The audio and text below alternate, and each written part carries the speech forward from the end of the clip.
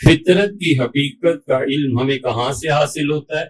اگر اندر سلامت رہے نا،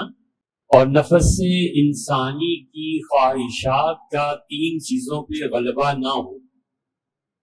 تو فطرت انسانی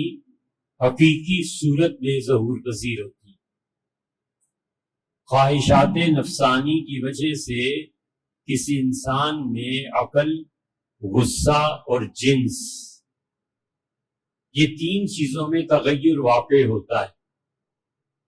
اور اگر ان 3 چیزوں میں تغیر نہ آئے، نہ عقل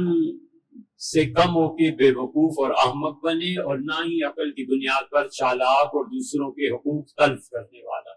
غصہ اتنا قابو میں ہونا چاہیے کہ غصہ آئے ہی نہ سرے سے، وہ بس وقتی ضرورت سے مصنوعی غصہ طاری کر لے، اصلاً غصہ آنا ہی نہیں، ہونا ہی نہیں چاہیے۔ اور تیسرے جنس ہے کہ جن مواقع پر وحی نے اس کے استعمال کا جتنا حکم دیا ہے وہ کر کے، اور اپنی اس طاقت کو محفوظ رکھنا تاکہ اس کی دماغی صحت لمبے عرصے تک برقرار رہے، سکھیا نہ جائے۔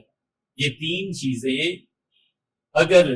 انسان قابو میں کر لے تو پھر فطرت اپنا رنگ دکھاتی۔